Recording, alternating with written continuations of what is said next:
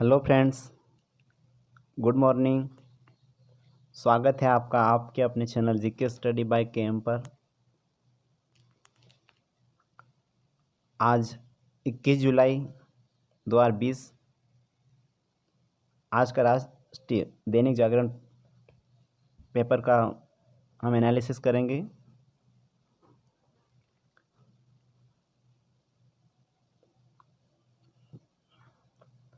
तो आज के इस वीडियो की शुरुआत हम एक कोट्स के साथ करेंगे। कोशिश आखिरी सांस तक करनी चाहिए। कोशिश आखिरी सांस तक करनी चाहिए। या तो लक्ष्य हासिल होगा या अनुभव।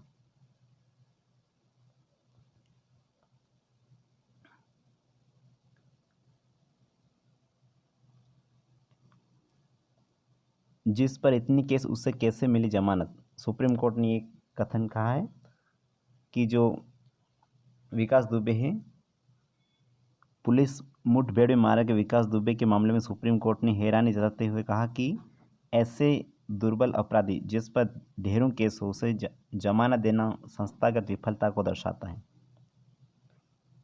कुछ खास नहीं। पिता को मुखाग्नि देते हुए ली थी प्रतिशोध की शपथ। 26 जुलाई 1999 को भारतीय सेना ने घुसपैठिए पाकिस्तान को कारगिल से खदेड़कर ऑपरेशन विजय को पूर्ण किया। इस युद्ध में भारत के 527 योद्धा वीरगति को प्राप्त हुए थे। विजय की 21वीं सालगिरह पर अगले सप्ताह वंदे मातरम करेंगे सपूत को नमन। तो कारगिल युद्ध के बारे में आगे पढ़ेंगे।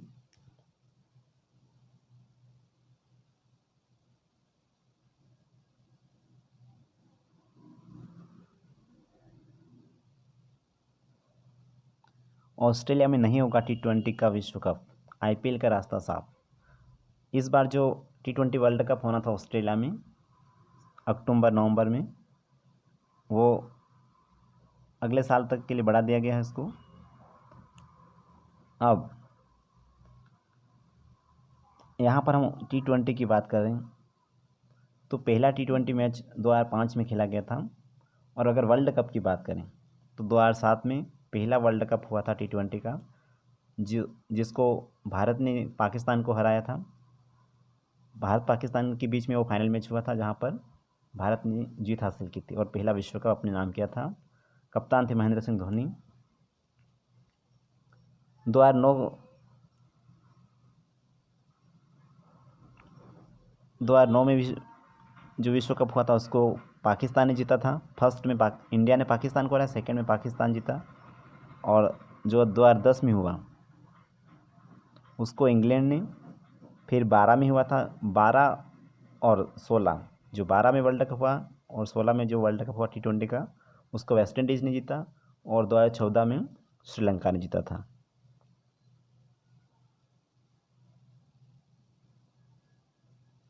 ये अयोध्या के बारे में है जो कि हम कल बात कर चुके हैं।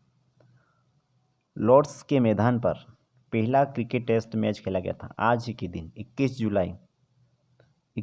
जुलाई 1984। 21 से लेकर 23 जुलाई के मध्य 1984 में क्रिकेट का मक्का, मतलब ये एक उपाधि इसको मिली हुई है। क्रिकेट का मक्का किस स्टेडियम को कहा जाता है तो लॉर्ड्स के मैदान को, जो कि इंग्लैंड में है।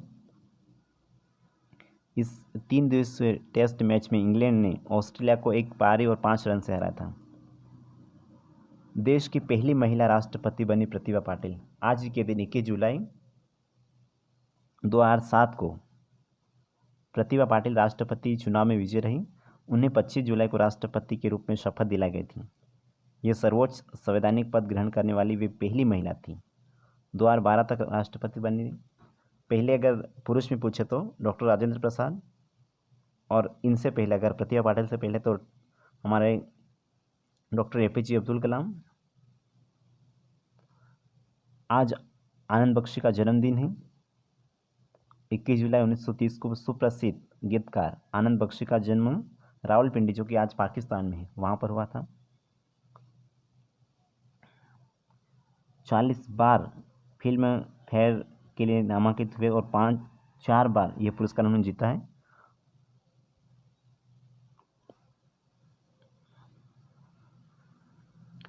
ऑक्सफोर्ड यूनिवर्सिटी की कोरोना वैक्सीन पहले परीक्षण में सफल। जो वैक्सीन बनाई गई है वो पहले परीक्षण में सफल हुई, जो मतलब मनुष्य पर की गई थी, और वो इम्यून सिस्टम को बढ़ाती है वो, तो पहला प्रयोग सफल रहा है। यूएई ने की मंगल मिशन की सफल लॉन्चिंग। संयुक्त अरब अमीरात लाल ग्रह के लिए यान भेजने वाला अरब जगत का पहला देश बना संयुक्त अरब अमीरात।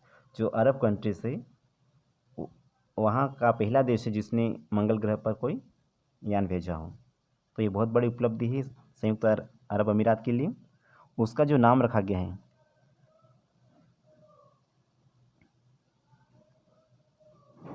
उसका जो नाम रखा गया वो अल अमन।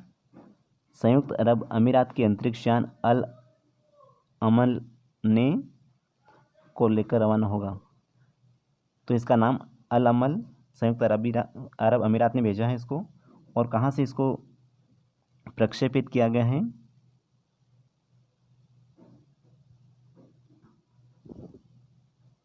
संयुक्त अरब अमीरात ने अपने पहले मंगल मिशन को सोमवार को सफलतापूर्वक लॉन्च किया। लाल ग्रह मतलब मंगल ग्रह को लाल ग्रह भी कहते हैं। दुनिया का 7वां देश बन गया। उससे पहले 6 कंट्रीज है जिसने मंगल पर अंतरिक्ष यान को भेजा है। जापान की धरती से इसको लॉन्च किया गया था। जापान की धरती से लॉन्च की गई अंतरिक्ष यान अल अमल ने पहला सिग्नल भी भेजा। 49 करोड़ 50 लाख किलोमीटर की लंबी यात्रा करीब 200 दिन में पूरी करेगा। कक्षा में पहुंचने पर लाल ग्रह के वायुमंडल का करेगा अध्ययन। ये वायुमंडल का अध्ययन करने के लिए जो मंगल ग्रह का है वहाँ पर 1,500 करोड़ रुपए की लागत वाले मिशन को 6 साल में इन्होंने बनाया है।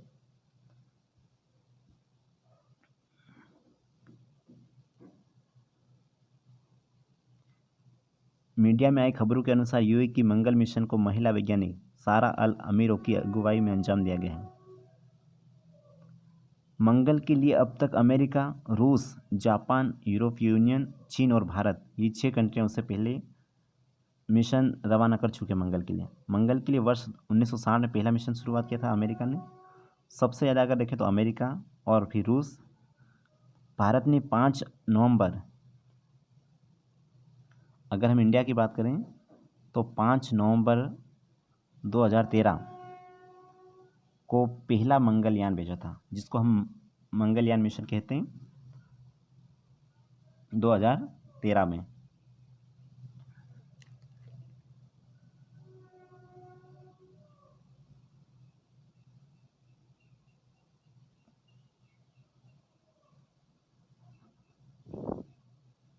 ये कारगिल युद्ध की बात।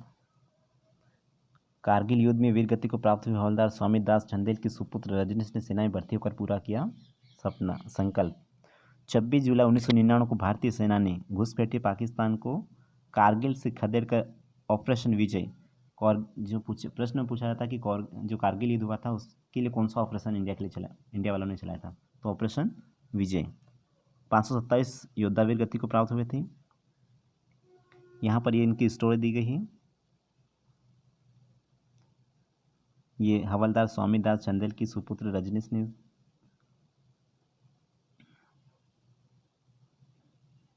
तो हमारे लिए कारगिल युद्ध ज़रूरी था। ये मई से लेकर जुलाई के बीच ये युद्ध लड़ा गया था और 26 जुलाई को इस युद्ध का अंत हुआ था, मतलब संधि हुई थी इन दोनों के बीच में। इसीलिए कारण 26 जुलाई को कारगिल विजय दिवस मनाया जाता है 26 जुलाई को। नेक्स्ट ये अभी जस्ट आ रही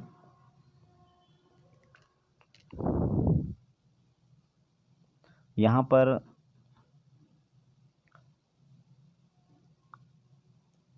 कारगिल युद्ध का स्थान ये अपने हैं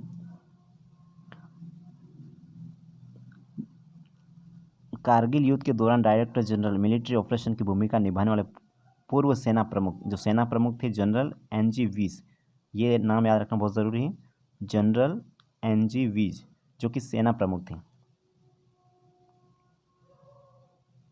सेना प्रमुख जनरल एन.जी. वीज। और इस युद्ध के एक और महानायक पूर्व वायुसेना, ये वायुसेना और थल सेना वाले थे, थल सेना वाले एन.जी. वीज और वायुसेना वाले एयर चीफ मार्शल एवाई टिपनिस, ये दोनों प्रमुख थे। इन दोनों ने अपनी बातें यहाँ पर बताई उस अनुभव। कमी दूर हुई तो अब आयोडीन की अधिकता बनी सेहत के लिए मुसीबत। हमारे लिए यहाँ पर ये है कि आयोडीन की कमी से घेंगा नामक रोग, जो कि ग्वाइटर, मानसिक विकृति, गर्भपात, शारीरिक कमजोरी, मांसपेशी में शिथिलता, ये बीमारियाँ होती है आयोडीन की कमी से।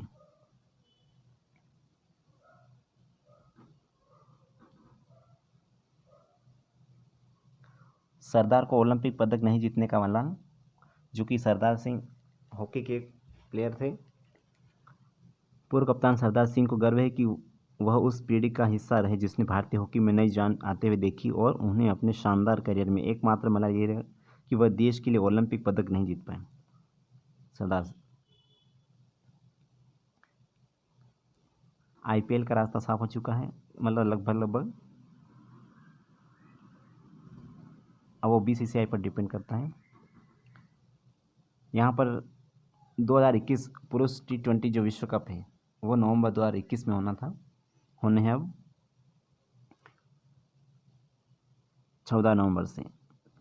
जगह अभी तक मतलब मेज़बानी किसको सौंपी जाएगी ये तय नहीं हुआ। 2022 का पुरुष T20 विश्व कप ये भी अभी तक मेज़बान 2023 का जो पुरुष विश्व कप है वो इंडिया में होना है।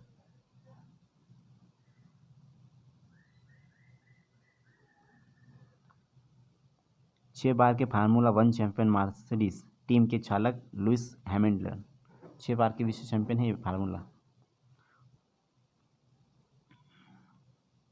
मेसी ने रिकॉर्ड 7वीं बार जीता गोल्डन बूट।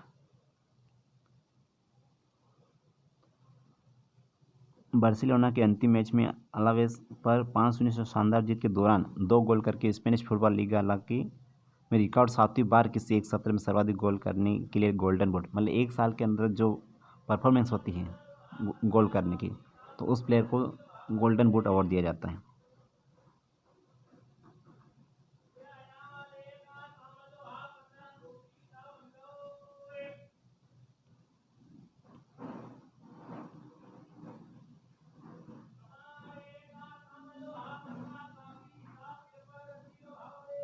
ब्रिटेन ने चीन के साथ प्रत्यर्पण संधि तोड़ी। हांगकांग को लेकर ब्रिटेन और चीन के बीच तानातानी बढ़ती जा रही है। सोमवार को ब्रिटेन ने कड़ा कदम उठाते हुए चीन के साथ जो प्रत्यर्पण संधि उसको अनिश्चित काल के लिए निलंबित कर दिया है। अनिश्चित काल के लिए निलंबित कर दिया अभी।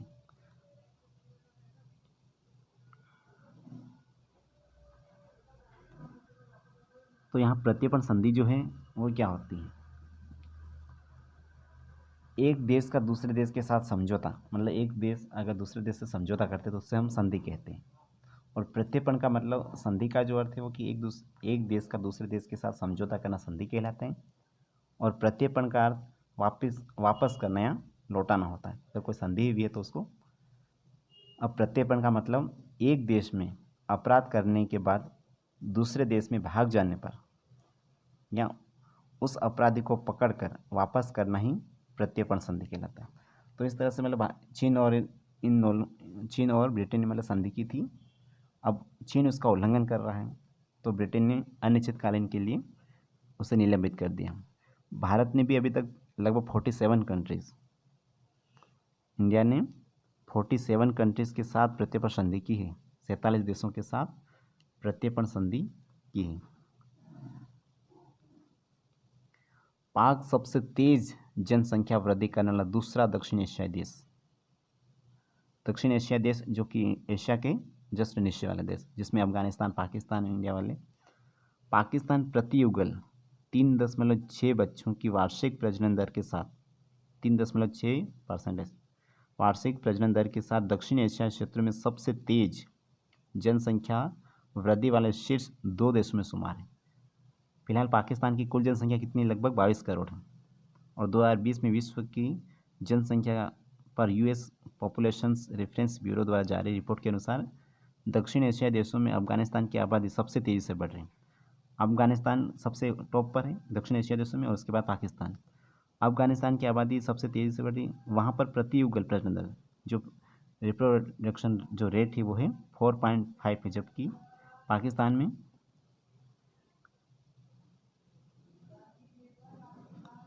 3.6 है। लगभग लगभग 140 करोड़ लोगों के साथ भारत में दुनिया की दूसरी सबसे बड़ी आबादी है। चाइना के बाद सबसे अधिक आबादी इंडिया के पास है। लेकिन इसकी प्रजनन दर घटती मतलब घटकर प्रति युगल 2.2, जो ये प्रश्न आ सकता है कि जो भारत की प्रजनन दर कितनी है, तो मतलब अभी वर्तमान में 2.2 है। अध्ययन के अनुसार जनसंख्या के मामले में दक्षिण एशिया दुनिया में अगर हम पूरे वर्ल्ड में देखें तो दक्षिण एशिया दुनिया में सबसे तेज़ी से बढ़ते क्षेत्रों में से एक है। इस क्षेत्र के भीतर पाकिस्तान और अफगानिस्तान की सबसे तेज़ी से बढ़ती आबादी वाले देश के रूप में चिन्हित किया गया। रिपोर्ट में ये भी कहा गया कि अफगानिस्तान में पाकिस्तान की तुलना में ज़्यादा प्रजनन है, लेकिन वहाँ पर क्या जो प्रति युगल 4.5 है, लेकिन उच्च मृत्यु दर वहाँ पर है। अफगानिस्तान में मृत्यु दर भी हाई है, उच्च मृत्यु दर और कम जीवन प्रत्याशा के कारण देश की कुल आबादी अब भी 3.89 करोड़ है, 3,89,00,000। बांग्लादेश की कुल आबादी 2020 में अनुमानित रूप से 2.3 की वार्षिक प्रजनन दर के साथ 16,58,00,000 है। अध्ययन में एशिया को दुनिया का सबसे अधिक आबादी वाला क्षेत्र बताया गया है। 2050 तक इसकी कुल आबादी में 15% की वृद्धि का अनुमान है। इस समय एशिया की कुल आबादी लगभग 460, जो एशिया महाद्वीप है उसकी कुल आबादी अगर देखें तो 460 करोड़ है। हालांकि भविष्य में जनसंख्या में बढ़ोतरी के पैटर्न में बदलाव दिख सकता है।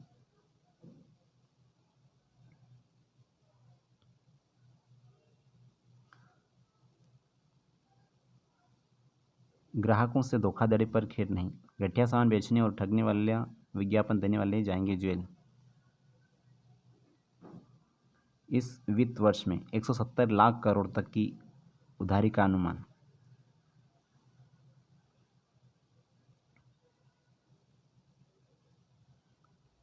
प्रधानमंत्री नरेंद्र मोदी ने IBM के CEO Arvind Krishna, IBM international business machine के जो CEO है अरविंद कृष्णा से सोमवार को कहा कि भारत में निवेश के लिए अच्छा समय है और देश प्रौद्योगिकी के क्षेत्र में निवेश के स्वागत के लिए तैयार है। वीडियो कॉन्फ्रेंस के माध्यम से कृष्णा के साथ संवाद में प्रधानमंत्री ने कहा कि एक तरफ जहां दुनिया में सुस्ती दिखाई दे रही, वहीं भारत में FDI का प्रभाव लगातार बढ़ रहा है।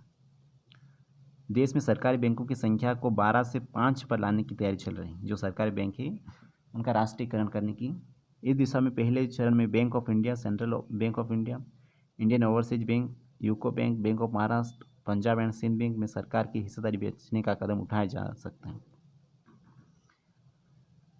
सरकार ने पिछले 10 सरकारी बैंकों का विलय कर 4 बड़े बैंक बनाने का फैसला लिया था। तो ये विलय की बात चल रही है। चाबहार बंदरगाह पर भारत ईरान फिलहाल मिलकर कर रहे काम, जो कि अमेरिकी प्रतिबंधों के चलते देरी का शिकार हुए चाबहार के शहीद बेहसती बंदरगाह से अफगान की पहली खेप रविवार को चीन के लिए रवाना हुई। ये बंदरगाह बहुत ज़रूरी है।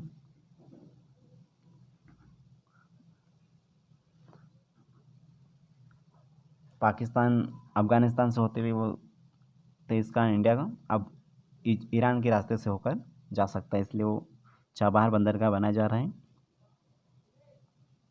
अमूल ने दिखाया संकट में भी होते हैं अवसर। जब ठप पड़ी थी आर्थिक गतिविधियां, तब GCMMF ने किसानों को किया 800 करोड़ रुपए का अतिरिक्त भुगतान। ये अमूल की बात है। बिहार में बारिश से नदियां उफनाई, 7 की मौत।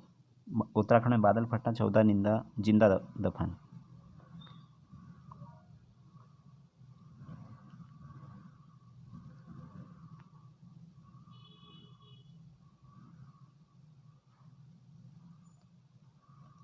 साक्षात्कार के लिए आने वालों को हवाई किराया देगा UPSC। जो UPSC के अभी इंटरव्यू चल रहे हैं 20 से 30 जुलाई के बीच, बाकी बचे 623 अभ्यर्थियों का लिया जाएगा साक्षात्कार। जेड मोड़ सुरंग जून 2021 तक हो जाएगी तैयार। ये सुरक्षा की दृष्टि से अहम है श्रीनगर ले हाईवे पर।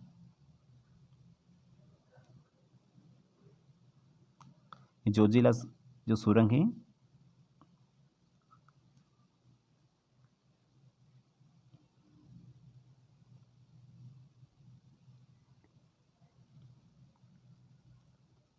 15 अगस्त को सेना का आधिकारिक हिस्सा बनेगा राफेल।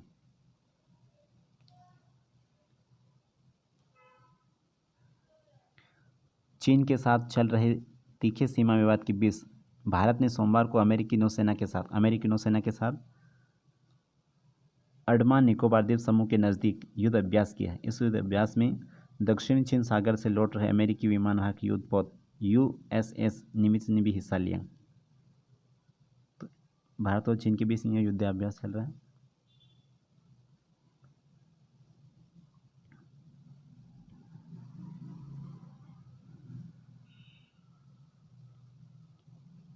बीते 24 घंटों में रिकॉर्ड 40,425 नए केस।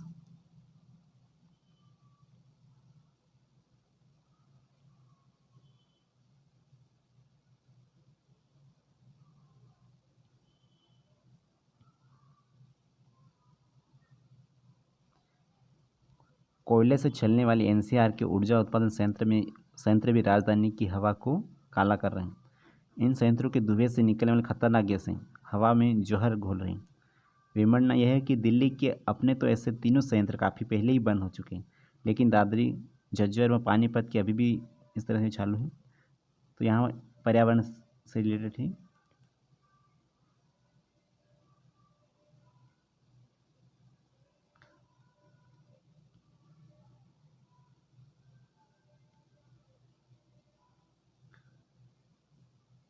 धनखड़ ने शाह से बंगाल के चिंताजनक हालात पर चर्चा की। यहाँ के राज्यपाल हैं जगदीप धनखड़ ने, और गृह मंत्री हमारे अमित शाह।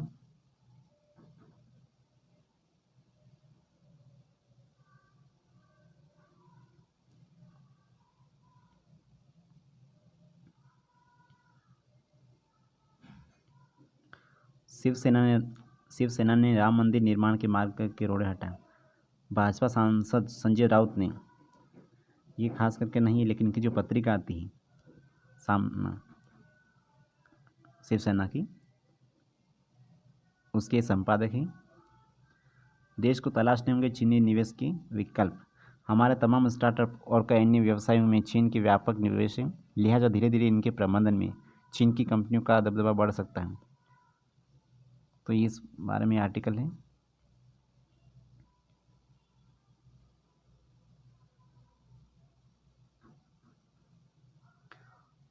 सरकारी हस्तक्षेप से मुक्त हो मंदिर। ये पद्मनाभ स्वामी मंदिर जो कि अभी सुर्खियों में है, ये केरल का मंदिर है।